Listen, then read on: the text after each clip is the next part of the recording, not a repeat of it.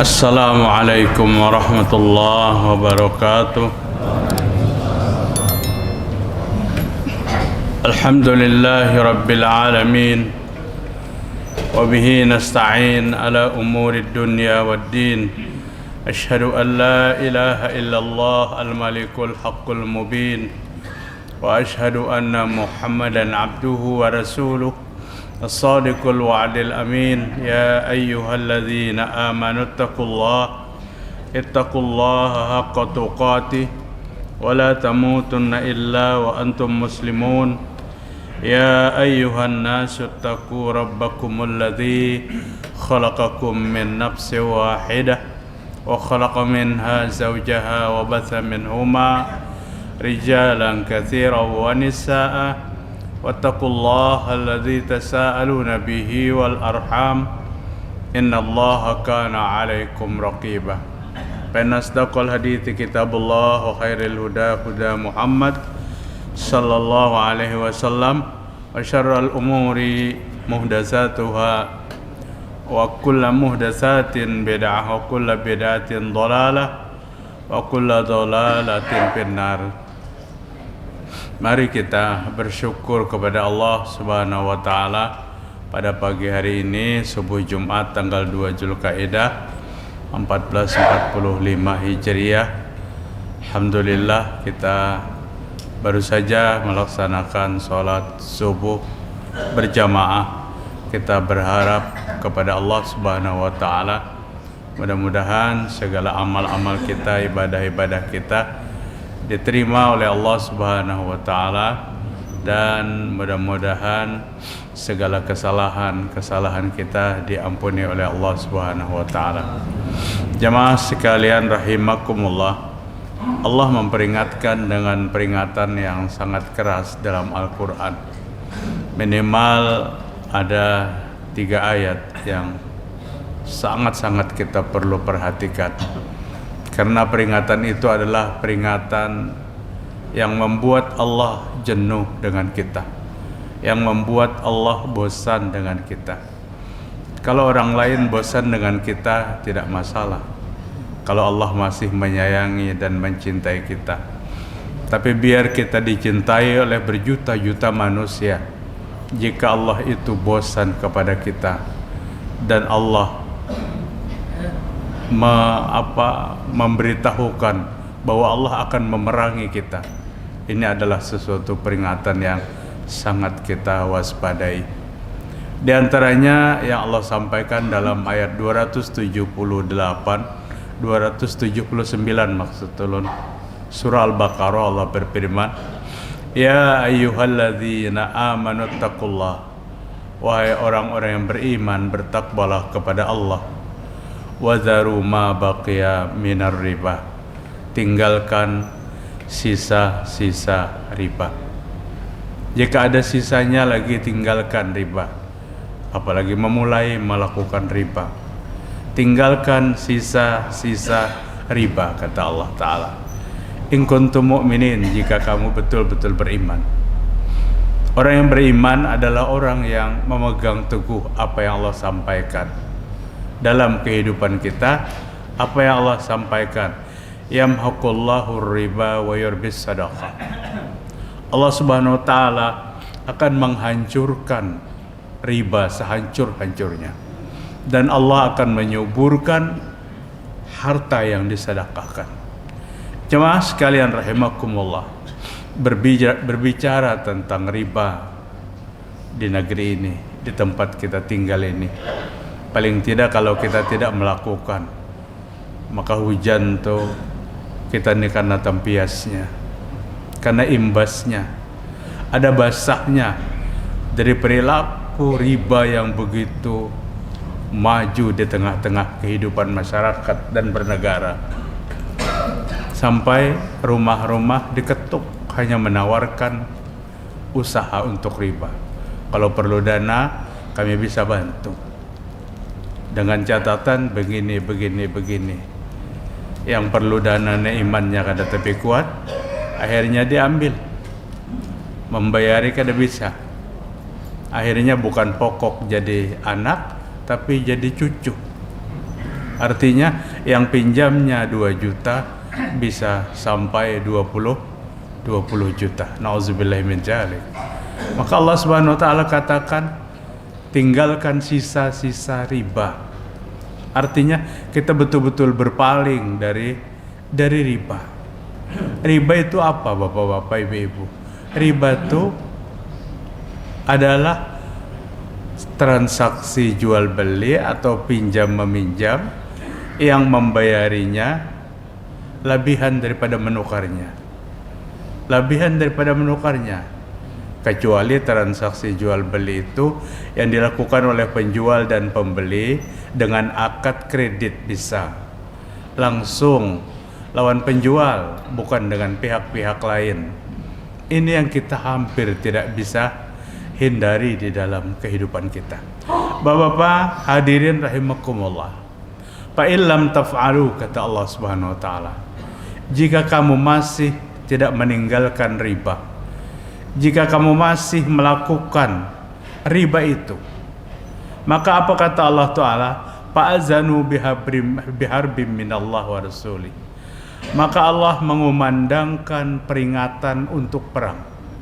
Allah akan memerangi dan Rasul akan memerangi pelaku riba itu. Jamaah sekalian rahimakumullah, wallahu alam bentuk perangnya itu seperti apa.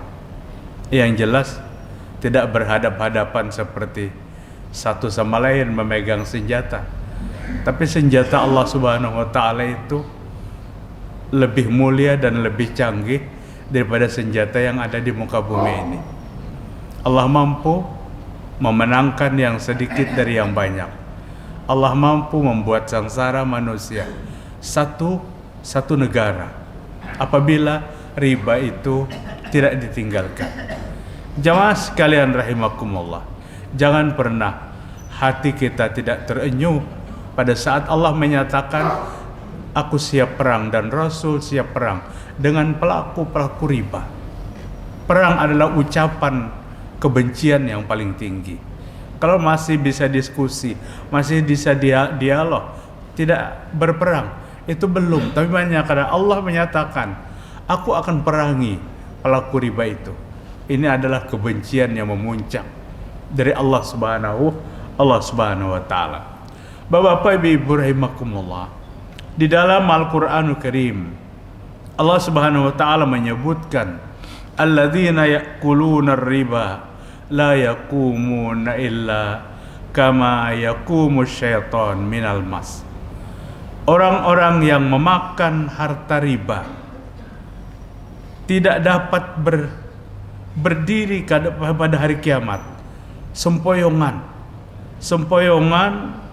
seperti la yatahabbatu syaitan kama yaqumul ladzi yatahabbatu syaitan, seperti orang gila.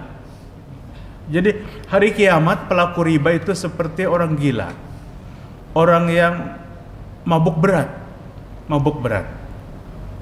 Karena apa? Saking besar dosa, dan Allah yang memberitakan ini. Kenapa demikian? Karena Allah katakan, wa ahallallahu al-bai'a wa harrama riba. Allah menghalalkan jual beli. Transaksi jual beli itu halal asal tidak dengan cara riba. Jamaah sekalian rahimakumullah, riba masuk ke pelosok-pelosok, Pak. Riba masuk ke pasar-pasar yang modalnya tidak terlalu besar. Riba diambil dan dicatat tiap hari ribuan, 2.000-an, 5.000-an kepada penjual-penjual yang terjepit modal pada saat itu. Jangan pun keuntungan yang mereka dapat dari usaha yang pinjamannya dari riba itu, bahkan membayari sisa-sisa riba itu tidak mampu. Artinya apa? Ada keuntungan seseorang yang memeras orang lain, tapi Allah Ta'ala berjanji riba itu tidak pernah aman. Riba itu tidak pernah damai. Yamhaqullahu riba, Allah akan hancurkan rumah tangga, masyarakat, bangsa negara yang dikelola dengan cara riba. Ini peringatan Allah Subhanahu wa taala.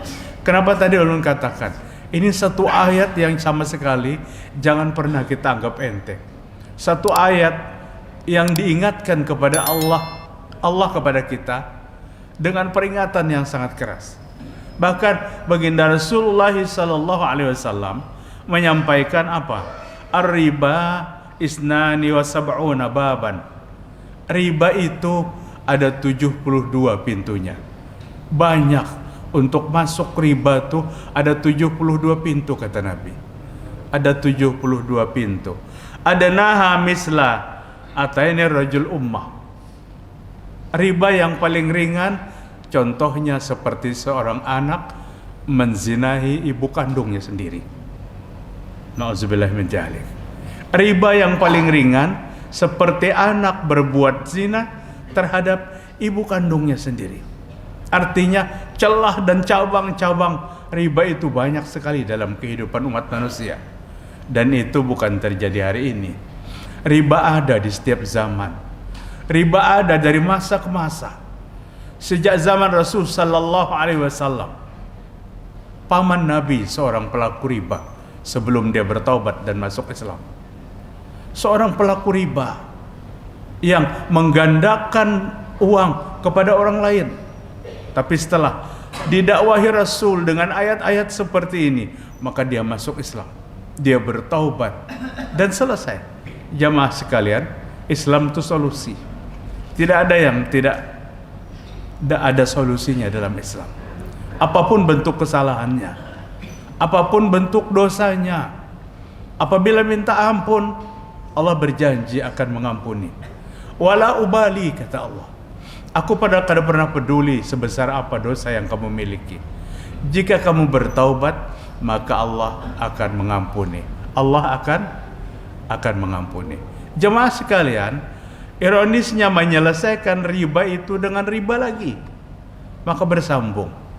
Terlilit hutang riba. Karena ditagih terus, pinjam lagi kepada riba yang berikutnya untuk menutupi itu. Dan ini tidak selesai-selesai. Yang kita khawatirkan pada saat kita asik dengan riba itu, datang malakal maut mencabut nyawa kita. Jamaah rahimakumullah, ayat ini menjadi perhatian sangat keras. Allah bukan menyuruh meninggalkan riba secara utuh, tapi Allah wazaru ma baqiya min riba, sisanya riba itu ya tinggalkan. Apalagi yang secara utuh itu adalah usaha yang bentuknya riba. Sisa riba aja tinggalkan. Jangan lagi tengok itu sisa-sisa riba. Kalau kamu betul-betul beriman kata Allah Ta'ala. Kalau engkau beriman, maka tinggalkan itu. Yang pertama. Yang kedua, Allah menyampaikan dalam ayat 3 surah At-Taubah. Wa adzanum minallahi wa rasulih ilan nasi yaumil hajjil akbar annallaha bari'um minal musyrikin wa rasuluh. Dan Allah memaklumatkan, Rasul memaklumatkan kepada manusia yaumul hajjil akbar, pada saat Nabi melaksanakan haji akbar. Nabi itu berapa kali berhaji seumur hidup? 1 kali. Haji Nabi itu hajatul wada, haji perpisahan. Tahun ke-10 Nabi berhaji, tahun ke-11 Nabi wafat. Zulhijjah tahun ke-10 Hijriah, Al-Muharram, Safar, Rabiul Awal tanggal 12 tahun ke-11 Hijriah Nabi wafat. Artinya selesai Nabi berhaji hanya beberapa bulan, bahkan 2 bulan kurang lebih Nabi meninggal dunia. Tapi pada saat Hajjatul Wada atau Al-Hajjul Akbar, kenapa haji Nabi itu dinamakan Haji Akbar? Karena memang pada saat itu Nabi melaksanakan haji pertama dan terakhir yang kebetulan 9 Zulhijjah jatuh pada hari Jumat. Lalu sampai lawan kita hari ini cerita-cerita fiktif, petunjuk-petunjuk yang tidak berdasar. Siapa bahaji wukufnya hari Jumat, maka sama dengan 70 haji. Macam-macam itu beredar. Karena hajinya haji akbar, hari wukufnya sama. Itu aja. 70 haji, satu haji sama dengan 70 haji, itu perlu dilacak jauh-jauh karena kita tidak menemukan dasar yang akurat. Yang jelas kita dipanggil oleh Allah dan kita datang, mau wukufnya itu hari apa ditentukan, tetap kita ikuti sekalipun tidak hari Jumat. Allah memaklumatkan pada saat Nabi berwukuf di Arafah. Apa maklumat ini? Annallaha bari'um minal musyrikin wa rasuluh. Sesungguhnya Allah Subhanahu wa taala berlepas diri dengan orang yang syirik dan Rasul pun berlepas diri. Bapak Ibu, beriman kepada Allah, beriman kepada Rasul adalah bahagian daripada 6 macam kesatuan iman kita. Karena iman itu ada 6. Tapi 6 ini satu kesatuan. Tidak ada yang boleh longgar dari 6 macam. Aku cukup beriman lawan Allah aja, lawan Rasul aja. Yang lain tidak, rusak imannya. Aku beriman kepada Allah, beriman kepada Rasul, beriman kepada malaikat, beriman kepada Al-Quran, tapi tidak beriman kepada hari kiamat, rusak seluruh imannya. Bahkan yang sering merusak iman, dan Nabi bolak-balik mengatakan ini merusak iman, adalah al-muqazzibu bil qadri, mendustakan takdir. Takdir itu datang dari Allah, mau itu baik atau kada baik. Semua manusia percaya takdir itu datang daripada Allah jika takdir itu yang menimpa kepadanya satu kebaikan. Manakala takdir itu menimpa kepadanya satu keburukan, maka dia ragu apakah itu ketentuan dari Allah. Mendustakan takdir adalah orang yang hancur imannya, termasuk hancur iman kepada Allah dan hancur iman kepada Rasul sallallahu alaihi wasallam. Jemaah rahimakumullah, Allah menyatakan berlepas diri dengan orang yang menyekutukan Allah, dengan orang yang syirik kepada Allah Subhanahu wa taala. Berbicara tentang syirik kada selesai-selesai. Kenapa? Karena syiriknya kada selesai-selesai. Syirik itu dari masa ke masa, dari zaman ke zaman, dari manusia ke manusia. Itu syirik itu terjadi. Apakah hari ini ada syirik? Kayaknya syirik hari ini lebih besar daripada syiriknya zaman jahiliyah, bapak-bapak. Kalau di zaman jahiliyah mereka melakukan syirik, kemudian diperingatkan, mereka kembali kepada Allah dan bertaubat. Tapi hari ini syirik itu dilakukan, kemudian ditegur oleh Allah, maka menyelesaikan itu dengan syirik yang lebih. Kenapa saya katakan syirik hari ini lebih besar? Karena kalau dulu orang syirik karena keterbatasan ilmu, keterbatasan pengertian tentang agama.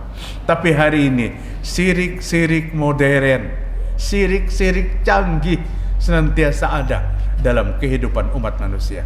Jemaah sekalian, rahimakumullah, sibuk si bapak, si ibu pada saat anaknya hendak memasuki ujian nasional. Apa yang sibuk? Bukan menyuruh anak banyak belajar, tapi mengirimkan buku, mengirimkan pulpen kepada ustadz-ustadz khusus yang bisa menjampi-jampi pulpen itu nanti akan mengisi jawaban benar semuanya. Apa ini tidak pembodohan, Pak? Yang datang bodoh, ustadznya menyebarkan kebodohan, tidak menganjurkan agar manusia itu berpikir. Dan ini adalah satu kemusyrikan yang luar biasa. Keberkahan hidup sering memancing kepada kita terjebak kepada kemusyrikan. Mencari keberkahan Allah yang memerintahkan, tapi carilah keberkahan itu di tempat yang ada barokahnya. Carilah keberkahan itu kepada pemilik keberkahan. Siapa pemilik keberkahan? Allah Subhanahu wa taala. Bagaimana mencari keberkahan itu? Ikuti komando dari Allah agar hidup kita mendapat keberkahan. Ada komando dari Allah Ta'ala banyak. 96 surah Al-A'raf. Walau anna ahlul qura amanu wattaqaw lafatahna alaihim barakatim minas sama'i wal ard walakin kadzabu fa'akhadnahum bima kanu yaksibun. Jika kita pegang ayat ini, kita pencari barokah yang halal, Bapak. Kita pemburu barokah yang Allah sukai. Kenapa? Karena barokah itu didapat dengan iman dan takwa. Jika penduduk satu negeri beriman dan bertakwa, Allah akan turunkan barokah dari langit. Allah akan keluarkan barokah dari bumi. Tapi mencari keberkahan itu dengan cara-cara yang diridhoi oleh Allah Subhanahu wa taala. Hari ini tempat-tempat angker, kuburan-kuburan dianggap penuh dengan keberkahan, yang dimana tidak ada satu ayat dan hadis pun yang menyatakan keberkahan. Pernah diceritakan seorang wanita tua Saudi Arabia, orang Madinah, Ajuzun Saudiyah, Ajuz, wanita tua, orang Saudi. Mereka berangkat ke Mesir untuk berobat dari penyakit yang dia derita. Penyakit yang dia derita ditunjukkan oleh orang, ada dokter di Mesir sana. Dia berangkat ke Mesir. Wa fi rihlatihi, pada rihlahnya, pada perjalanannya, zarat minal asar, mumpung ke Mesir, dia ziarahi tempat-tempat yang bersejarah. Bukankah Mesir tempat yang bersejarah? Termasuk apa bersejarahnya? Hari ini mumi orang yang paling buruk di muka bumi itu siapa? Firaun. Apa sejarahnya? Inilah contoh manusia yang menantang kepada Allah Subhanahu wa taala. Jadi wanita Saudi ini, wanita tua di Madinah ini berangkat ke Mesir. Dalam rihlahnya, dalam perjalanannya, dia ziarah ke tempat yang bersejarah, ke tempat yang bersejarah. Kepakulu, maka dikatakan kepadanya, kepada wanita itu, apa perkataannya, ajakannya? Idhabi liqabril Husain, pergilah engkau, datanglah engkau ke kuburan Husain. Wa'adiyahu, dan berdoa di kuburan Husain itu. Yushfik, Allah sembuhkan penyakitmu. Ini nang menasihatinya nang larut. Pergi ke kubur Husain.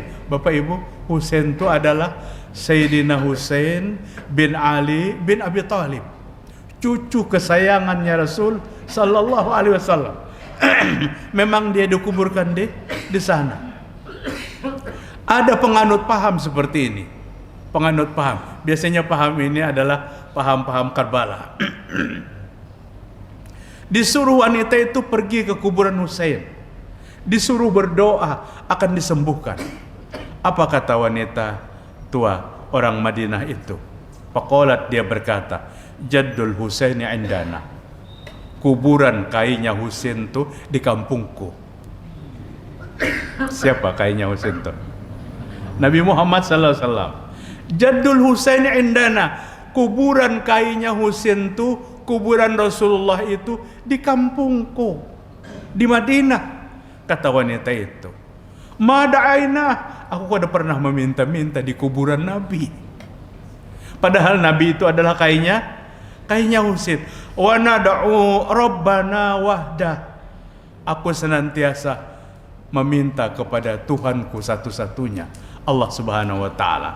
Sebagaimana Allah sampaikan dalam surah Asy-Syu'ara ayat 80, wa iza maridtu fahuwa yashfin. Apabila aku sakit, maka dialah yang akan menyembuhkan. Dalam sebuah hadis yang diriwayatkan Imam Bukhari, kama qala Nabi sallallahu alaihi wasallam, iza sa'alta fas'alillah.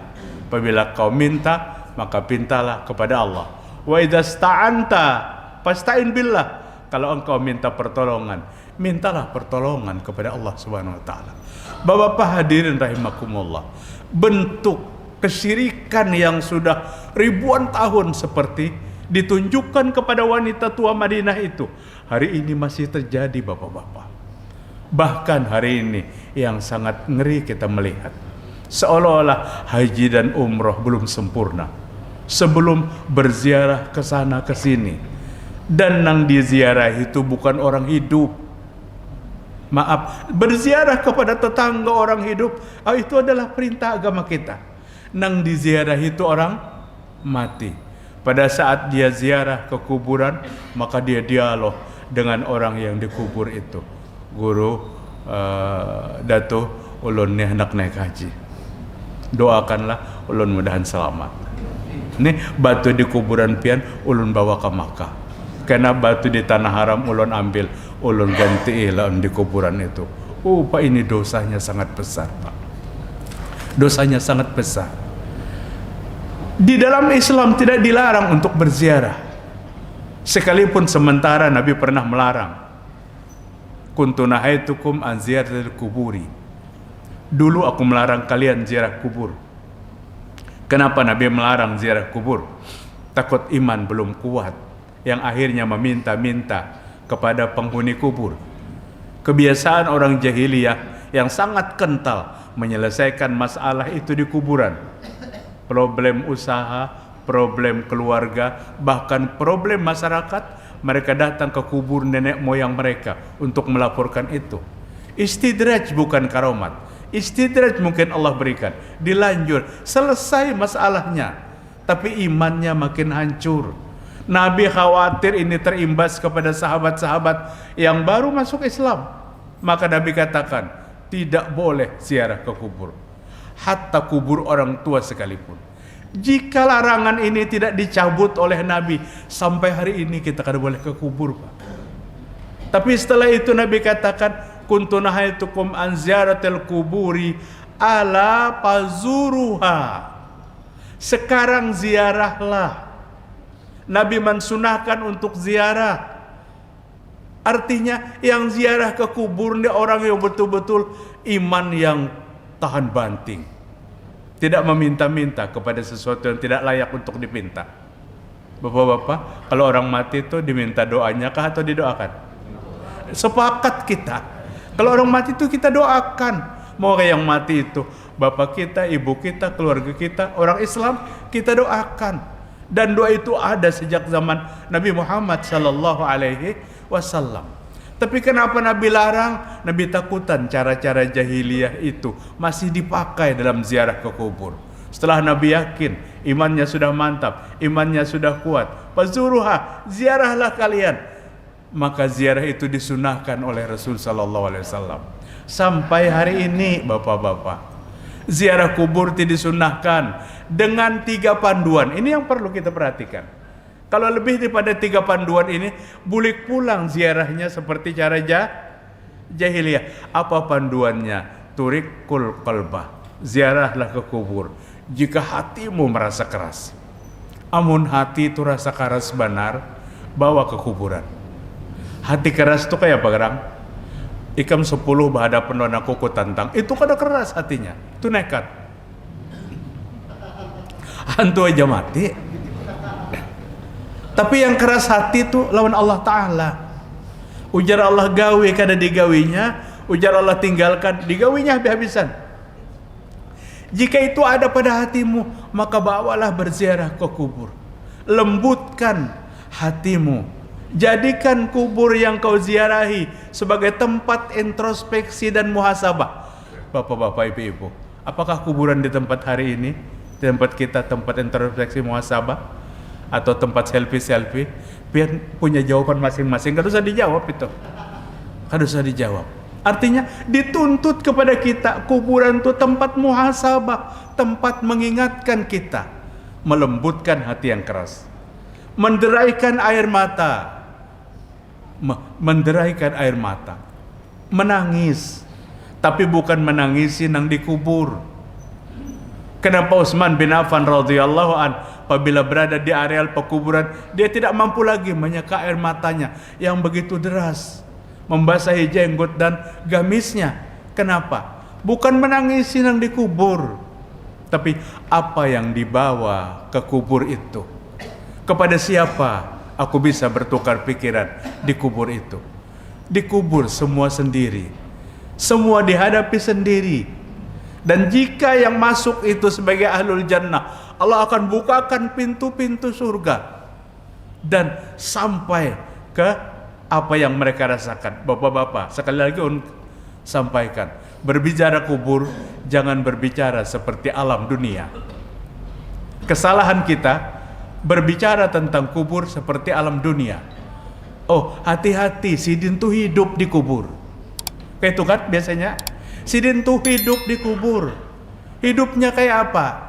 Inda rabbihim yurzakun, hidupnya di sisi Allah dan mendapat rizki. Ayat itu Allah sampaikan kepada orang yang gugur di medan peperangan. Wala tahsabanna alladzina qutilu fi sabilillahi amwat bal ahya'un 'inda rabbihim yurzakun. Jangan kau kira orang yang mati gugur di medan perang itu mati, tapi mereka hidup di kubur, mendapat rezeki. Hidupnya kayak apa? Kada hidup nang kayak kita 3 kali sehari makan, bukan. Pagi makan, siang makan, sore makan, kita bermain. Itu kehidupan di sisi Allah Ta'ala. Kekeliruan kita dalam memahami ayat ini, kita membayangkan yang kita bedakan orang hidup di kubur itu kayak kehidupan dunia, bapak-bapak. Tidak, inda rabbi, Allah yang mengerti kehidupannya. Alamnya pun apa? Bukan alam dunia, tapi alam barzah. Alam barzah, kubur adalah tempat kita memasuki hari pembalasan dari kubur pertama, dari kubur. Makanya bantuan syafaat dari Rasul sallallahu alaihi wasallam, dari Allah lewat Nabi Muhammad SAW, mulai dari sakaratul maut sampai ke alam kubur. Artinya, jadikan kita ziarah ke kubur adalah sebagai apa? Sebagai muhasabah. Yang kedua, menderaikan air mata, mengingat apa yang dikhawatirkan. Kenapa Imam Malik hatinya was-was pada saat mengingat kematian? Apakah dia takut mati? Bukan takut matinya, tapi kata beliau apa? Takut persiapannya belum cukup. Ternyata kita kembali ke negeri akhirat membawa persiapan yang cukup. Jalannya mendaki, menurun, berbelok, runcing dan sebagainya. Itulah yang ditempuh. Itulah yang membuat para ulama masa lalu gemetaran bercerita tentang mahsyar, tentang kubur. Jika itu tidak membawa bekal apa-apa, apa yang terjadi? Dan yang terakhir, jadikan kubur itu wa tudzakirul akhirah, mengingatkan kepada negeri akhirat. Kalau hari ini abah kita, kuitan kita dikubur, mungkin tahun depan, tahun berikutnya, berapa tahun lagi giliran kita dikubur. Tiap hari kita mensolatkan jenazah saudara kita. Satu hari kita disolatkan. Hidup yang paling sengsara, bapak-bapak, di dunia ini. Manakala masa hidup dia tidak kenal dengan masjid, tapi setelah mati jenazahnya dibawa ke masjid. Kada kenal lawan masjid. Imbah mati, ia dibawa ke masjid. Artinya bukan sholat, tapi sudah disolatkan. Itu pun jari imam, saksikan ini orangnya baik ya bertaan. Padahal di waktu hidup cinik benar orangnya. Kada pinandu lawan masjid. Lawan masjid. Ini kecelakaan yang tertinggi, Pak. Kada pernah masuk masjid, kemudian setelah mati dibawa ke masjid. Begitu juga dengan wanita-wanita kita yang tidak mau tutup aurat. Itu celaka manakala tutup auratnya hanya dibungkus dengan kain kapan. Bapak-bapak hadirin, mungkin itu dulu yang dapat disampaikan pada kajian hari ini. Mudah-mudahan Allah Subhanahu wa taala senantiasa memberikan kepahaman kepada kita tentang agamanya Allah Subhanahu wa taala, dan Allah mengampuni segala dosa dan kesalahan kita. Subhanakallahumma wa bihamdik, asyhadu an la ilaha illa anta, astaghfiruka wa atubu ilaik. Wassalamualaikum warahmatullahi wabarakatuh.